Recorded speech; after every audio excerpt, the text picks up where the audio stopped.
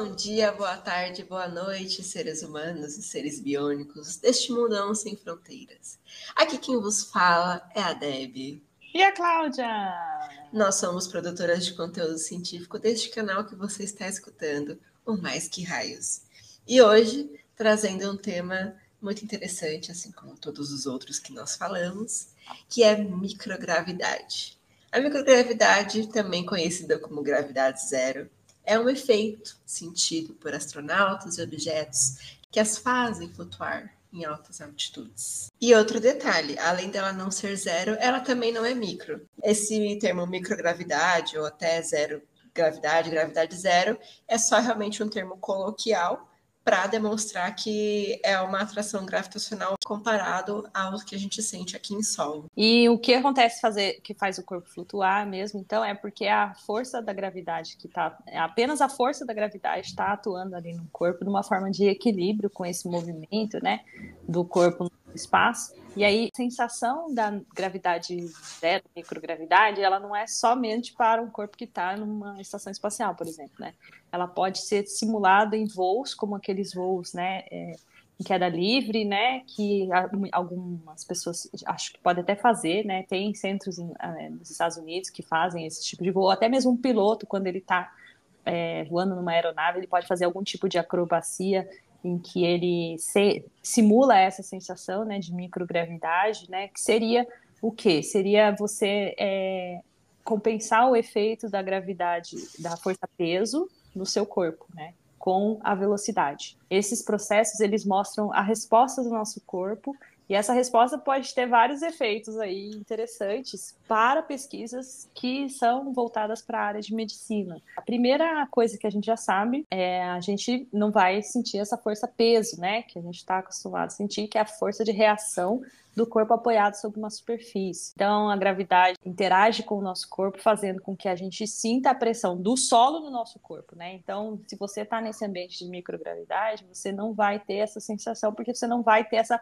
reação da força-peso sobre o seu corpo. E aí, você não tendo isso, isso implica biologicamente em vários aspectos. Isso altera a circulação sanguínea, isso altera a composição corporal, isso altera diversas coisas. Então, entender como o corpo funciona em microgravidade pode ajudar a gente a encontrar, inclusive, respostas medicinais para processos onde o efeito da gravidade afeta o nosso corpo. Fenômenos que são impulsionados, por exemplo, pela densidade, pela convecção, pela flutuabilidade, pela sedimentação e por pressão hidrostática, eles são os mais afetados. O que significa tudo isso que eu estou dizendo, né? Será que a gente vai ter a mesma forma de distribuição? Então, por exemplo, quando você vê o astronauta com uma água lá no espaço, né? Se você está aqui na Terra, você joga uma gota de água, ela rapidamente vai cair por ação da gravidade. No espaço, a gente não vai ter esse comportamento. Ao mesmo tempo, se eu acendo uma vela, por exemplo, a gente tem um processo de convecção, onde a chama da própria vela fazer aquele processo que a gente conhece, né, que é o ar mais quente sobe, o ar mais frio desce. Mas tudo isso também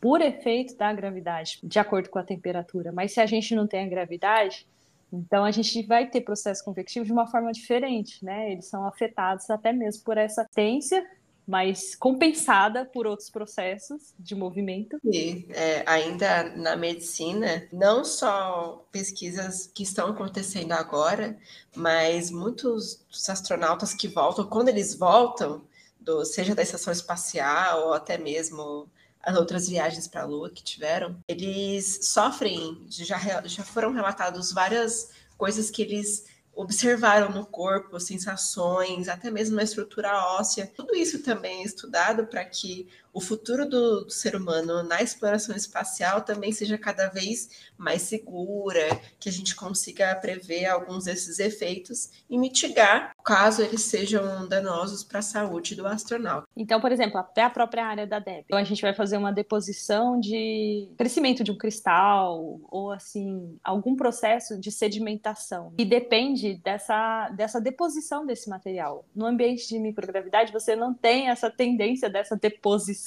desse material, né? Por exemplo, se eu quero tratar uma superfície, eu não quero que tenha essa sedimentação, eu não quero que tenha isso.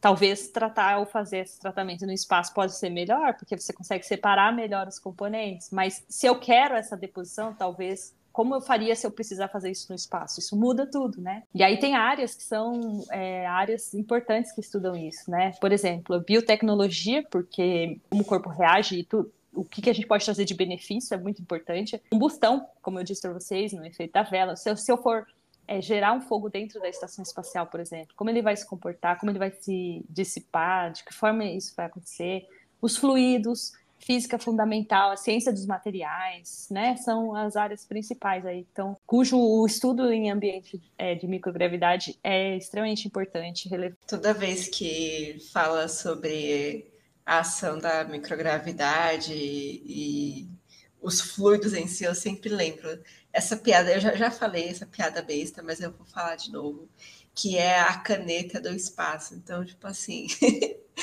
não adianta você falar, nossa, desenvolveu uma caneta extremamente tecnológica para o espaço, porque assim, né? A caneta, a tinta tá lá e ela precisa da ação da gravidade para que a tinta vá caindo ali na ponta e você tem a tinta saindo pelaquela bolinha. Então, se você nunca viu, inclusive, um vídeo vendo a ponta de uma caneta no microscópio, veja, porque é muito legal. Você vai ver que tem uma bolinha ali e aí a tinta vai saindo e conforme você vai escrevendo. Então, imagina, não dá para fazer isso no espaço, né? Porque a tinta é um fluido, ela não vai ter esse mesmo comportamento. Então é mais fácil você usar um grafite, né? Que na verdade é você estar arrancando camadas ali do grafite enquanto você escreve. Então é diferente desse mecanismo do fluido. Não sei se vocês sabem, mas na Universidade de Bremen, na Alemanha, tem uma instalação chamada ZARM, né, que ela oferece 9,5 segundos de queda livre, uma catapulta, né? Então, com esse experimento, você pode fazer, tipo assim, eu posso criar um processo de teste, eu jogo nessa catapulta, nesse experimento, e aí eu vejo a reação do meu experimento durante esses 9,5 segundos em queda livre. A gente consegue fazer essa simulação em terra, né? Mas o tempo acaba sendo muito limitado e você acaba tendo mais dificuldade para elaborar processos de observação maiores, né? Então, fora as aeronaves, né, que a gente sabe que faz esses voos, né, de microgravidade, que até mesmo pessoas, né, se a gente vê vídeos de pessoas, né, fazendo esses tipos de simulação de microgravidade, mas e o tempo também, porque às vezes a gente quer expor a uma microgravidade por um tempo maior, para ver como é que o tempo também afeta esse experimento. Então, voos suborbitais ou voos que utilizam essa experiência de estar na estação espacial, eles tendem a crescer com o tempo, visto que têm sido descobertos diversos insights, né, diversos spin-off, né, mesmo, de processos que são interessantes no espaço e que podem ser implementados aqui na Terra, como crescimento de cristais e também alguns tipos de tratamentos médicos, criação de remédios que desenvolvidos em microgravidade você consegue determinar melhor as propriedades e depois serem aplicados aqui na Terra, né? Inclusive, essa questão da queda livre é legal a gente falar também, porque assim, os efeitos da atração gravitacional, por exemplo, na estação espacial, ela não é muito diferente do aqui em solo. Só que justamente esse efeito de queda livre. Então, é como se todos os satélites da estação espacial estivessem o tempo inteiro caindo aqui. E aí, então, por isso que existe, então, esse balanço entre o que está caindo e o próprio movimento também em torno da órbita. Realmente, não é que a atração gravitacional, sei lá, mínimo, assim, é 1%. Na verdade, essa é uma diferença de 10%. Só que justamente é esse efeito da queda livre. Então, para vocês verem por que então é possível fazer essa simulação de microgravidade, e mesmo não estando no espaço, né? Estando em alta altitude, você já consegue realmente fazer isso. Até mesmo num parque de diversão, não sei o quão radical vocês são, mas se você for, por exemplo, num elevador lá, né, no brinquedo lá, elevador, você vai sentir esse efeito de queda livre também, né? Por isso que tem aquele negócio que você coloca no ombro, senão você sai voando, né? Porque é como se o seu corpo continuasse, tivesse mais devagar para cair do que o equipamento. Ou até mesmo numa montanha russa muito alta, ou pular de paraquedas. Então, esse é o efeito que também acaba sendo conhecido como microgravidade ou gravidade zero, porque ele é extremamente visível na estação espacial, quando os astronautas fazem as brincadeirinhas deles com água, e enfim. E viver em microgravidade, para quem está na estação espacial, não é fácil, porque o corpo é a primeira coisa que foi condicionada ao ambiente de gravidade que a gente vive. Então, os membros são as primeiras coisas que sofrem, né? A circulação sanguínea sofre, porque o corpo, ele, na verdade, ela até fica um pouco aliviada, porque ela não precisa mandar sangue para uma área muito distante do corpo, porque você não está precisando usar, por exemplo, na ponta dos pés. Então, a circulação sanguínea tende a se concentrar na região central do seu corpo, e isso tende a afetar mesmo, né, o próprio coração, então os batimentos cardíacos. A densidade óssea tende a alterar, porque você também não vai utilizar muito o osso, né? Então, o osso é uma coisa que é produzida constantemente, é renovada constantemente. Então, o corpo tende a parar de querer produzir ossos. Então, isso é complicado para o físico. E a mesma coisa músculos, porque os músculos, eles também existem para nos dar resistência, mas se a gente não está mais precisando usar, então ele praticamente ele começa a definhar. Então, um dia a gente pode vir fazer um vídeo sobre medicina voltada para a microgravidade, ou como é que o corpo reage em microgravidade. Se vocês tiverem interesse, vocês podem deixar aqui no comentário, mas hoje a gente só queria mesmo trazer para vocês um pouquinho da microgravidade, para lembrar que ela tende a ser uma das queridinhas do ambiente espacial nos próximos anos, porque a maioria das empresas que estão investindo no espaço, inclusive em módulos que vão ser as nossas próximas estações espaciais, né? Porque a ISS ela tende a perder a sua função no ano de 2030, e então está sendo feita uma migração da estação espacial para uma nova estação espacial que vai ser comercial.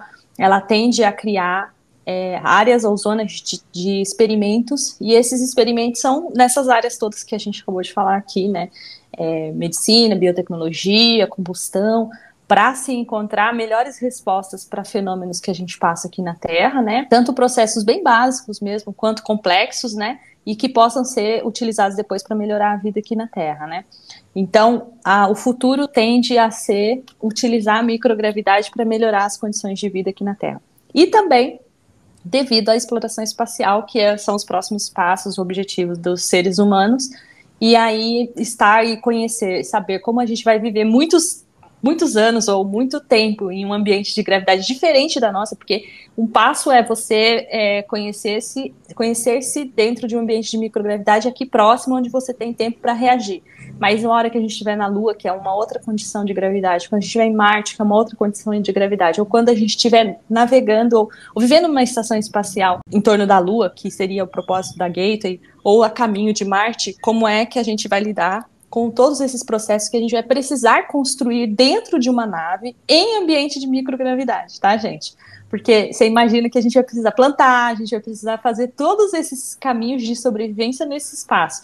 Então, a estação espacial já tem servido para que vários processos desses sejam desenvolvidos. A gente pode também, mais um vídeo, falar sobre os experimentos que são desenvolvidos hoje na estação espacial. A gente pode contar um pouquinho de cada um deles aqui para vocês. E aí a gente vai avançando, então, no conhecimento do espaço. Uma coisa que eu tenho curiosidade, como é que eles fazem xixi e cocô na estação espacial? Porque, até para isso precisa de gravidade, né? Para eles fazerem, eles usam mesmo o equipamento de sucção. Igual de sucção.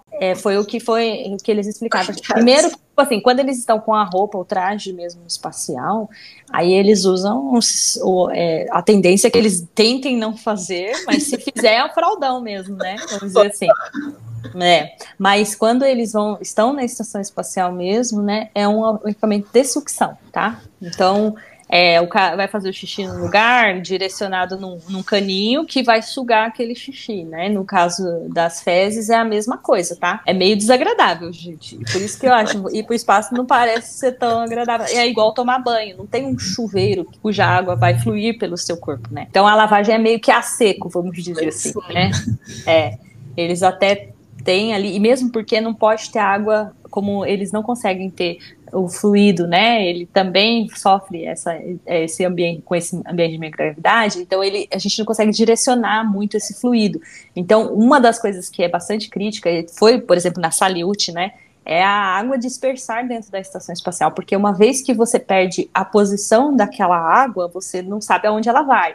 E ela pode ir a locais onde pode comprometer, por exemplo, a parte elétrica do satélite. E eles já fizeram correções para que isso não aconteça, tá, gente? Porque isso é um problema que já aconteceu no passado, de excesso de água na cabine e eles não conseguirem ter esse controle. Então, isso já é uma coisa que foi corrigida. Mas a água dentro da estação espacial, qualquer fluido dentro da estação espacial, até objeto, né? Você viu uma que o cara perdeu um tomatinho? O tomatinho saiu flutuando e ele nunca achou o tomatinho. Demorou um mês. Ele veio embora, todo mundo xingando ele que ele tinha perdido o tomate do experimento. E aí agora encontraram o tal do tomate em um lugar que o tomate foi flutuando e ficou lá perdido no espaço. Dentro da estação espacial, em um espaço, e agora acharam o tal do tomate. O cara não tinha comido e nem tinha sumido, o tomate estava lá. Mas é isso que acontece, isso é um risco. Então, até mesmo, tudo precisa ser muito controlado, por isso que eles usam velcro para prender as coisas. Então, tudo dentro da estação espacial é um pouquinho mais difícil por causa da microgravidade, que todo mundo acha lindo, maravilhoso, mas você imagina que deve ser bem complicado, né? Mas sabe que tem uma coisa boa na microgravidade? Porque ela realmente não afeta a pele. Então, tipo assim, não é que ela não afeta a pele, né? Mas eu tô dizendo assim que o rosto fica com carinha de mais nova, porque ela não vai ter essas ruguinhas somem, sabia? Você fica com o rostinho mais bonito lá. A tendência é isso. Sabia que existe uma ideia de um dia fazer um spa no espaço, que é justamente para fazer essa renovação, rejuvenescimento temporário, né? Mas agora o problema é se rejuvenesce a pele e prejudica todo o resto, né? Que adianta, né? Uma pele de milhões, uma saúde de centavos. Mas quem sabe com o desenvolvimento de melhores infraestruturas, né? Com o tempo a gente consiga ter o melhor que o espaço tem para oferecer para nós. Com certeza. E se você gostou desse vídeo, dessas informações, eu vou pedir que você deixe o seu like, compartilhe, comenta, deixa aqui pra gente a sua opinião sobre isso. E até mesmo se você. O que você acharia se você estivesse nessa situação de microgravidade? E a gente vai ficando por aqui hoje. Um grande abraço para vocês e. Um grande abraço e tchau!